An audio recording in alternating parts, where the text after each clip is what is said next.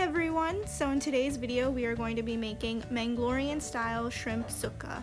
Mangalore is known for its seafood and for its spices, and this is a very authentic South Indian Mangalorean recipe, which I think all of you seafood lovers will enjoy. Let's begin. Alright, so for this recipe we will need some Jumbo Tiger Prawns. We will need 1 chopped onion, half of which will be used in this first part for the masala gravy and half will be used later on. Some coriander seeds or dhania seeds, dry red chilies, shredded coconut, cumin seeds or zira, mustard seeds or rye, and fenugreek seeds or methi. We're also going to need cloves of garlic, tamarind, a small piece of a cinnamon stick, and 2 cardamoms. This will all be used for the masala gravy, which is the first part, and we'll need some curry leaves for the tadka to add that South Indian flavor. And lastly, we'll need some turmeric powder and salt for the first part of the masala gravy. Moving on to the second part where we're making a dry masala powder, we'll need shredded coconut, dry red chilies, cumin seeds or zira, and cloves of garlic. So I've soaked the tamarind in warm water like this for at least 15 minutes, and we'll now move on to making the gravy. So we're going to start with dry roasting the shredded coconut. I've put just a sprinkle of oil. We want this to be a dry roast, and we're going to roast it until it is golden to dark brown.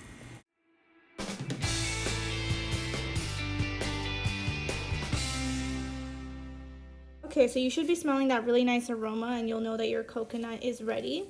So I've mixed the tamarind in water for a little bit, and just avoid letting the tamarind seeds go into the grinder, but we're going to put a little bit of that tamarind water in first and then add in our shredded coconut.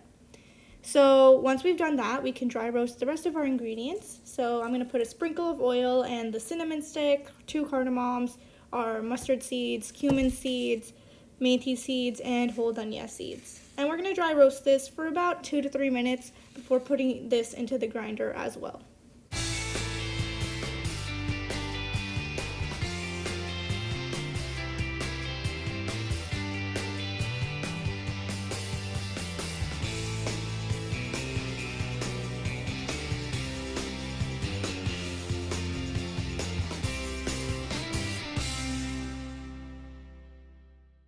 And once we've added that, we can move on to roasting our dry red chilies. And I did want to mention, we're roasting all of these ingredients on low flame because we don't want to burn them. These ingredients tend to burn rather quickly, so make sure you're roasting them on low flame.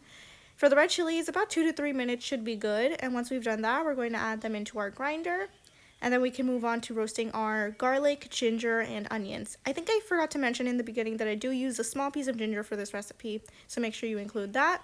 And we're going to roast them for about 3 to 4 minutes until they turn a nice brown.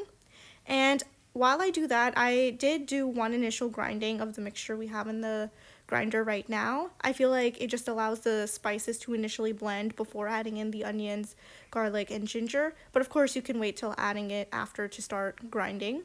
So you can see I did that one initial grinding here. And our garlic, ginger, and onions are just about ready. So once they are, I'm going to put them into the grinder as well and grind this into a nice fine paste. And to ensure that it is a fine paste that's like a gravy, I'm going to add a little bit more of that tamarind water and then grind this once more. Alright, and after doing an initial grinding, we're going to add in our haldi or turmeric powder. About half a teaspoon should be good. And then we're also going to add a little bit more tamarind water and grind this once again.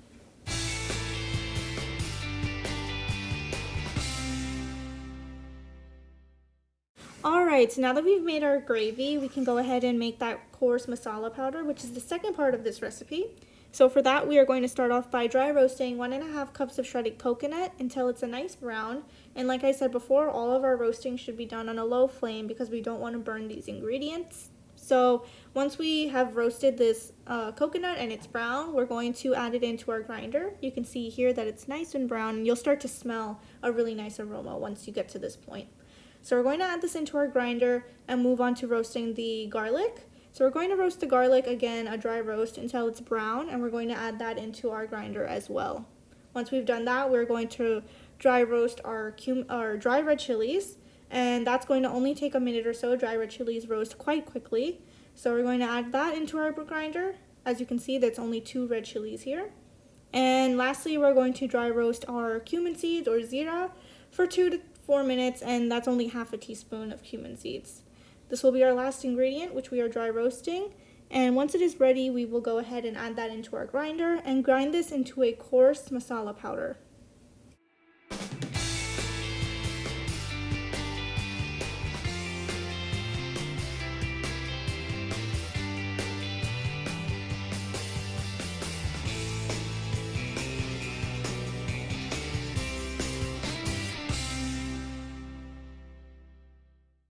Alright, so you can see we have this really nice coarse masala powder. This is the consistency we want, so we're going to keep this aside for later. Next, we're going to heat up half a cup of oil in a pot. I'm using olive oil as a healthier option. And once it is on high heat, we're going to put in the other half of that onion we chopped earlier. I did ask for 1 chopped onion, so half of it went into the masala gravy, half of it will go here. And we're going to fry it until they're nice and brown. And at that point, we can go ahead and add in the shrimp or the prawns once our onions are brown. So we're going to mix the prawns really well and incorporate all of those onions.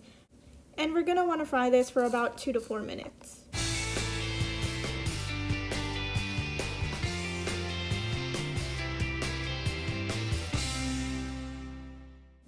Okay, so at this point we can add in all of that fine gravy masala we made earlier, and we're going to mix it evenly with all of the shrimp, making sure that we incorporate and coat all of the shrimp. Once we've done that, we can go ahead and add in our salt, and of course you're going to add this as per your own taste. And we're going to continue to mix it for another 10 minutes, just to make sure it's evenly mixed and everything is incorporated well. At that point, I think it's a good idea to put the lid on and let it cook for another 10 minutes. But every 3 or 4 minutes, I would just open the lid, give it another stir, and check on it. And at that point, we'll be able to move on to the next step.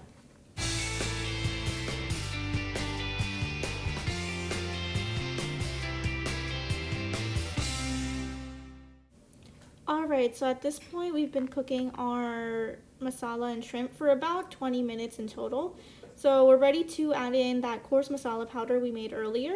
We're going to add in all of it and make sure that we evenly mix it and incorporate it all together. And you can see that this is going to make that gravy a little bit more dry. Shrimp sukka means that it's a little bit more dry. It's not meant to be a very liquidy gravy, so we want this to get a little bit dry as we do this. And we're going to cook it for another 5 to 6 minutes on low flame.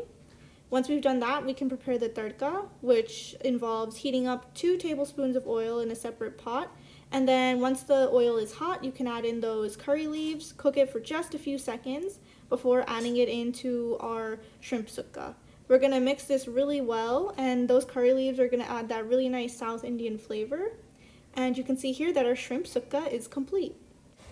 I highly recommend that you can enjoy this dish with some white rice. Traditionally, people do enjoy it with dal as well. You can eat it with roti, paratha, whatever you prefer. If you all enjoyed this video, please give it a big like and share it with your friends. If you have any questions or requests for future videos, leave a comment down below. Subscribe for future videos and hit the bell icon so you get notified every time we post. Thanks for watching!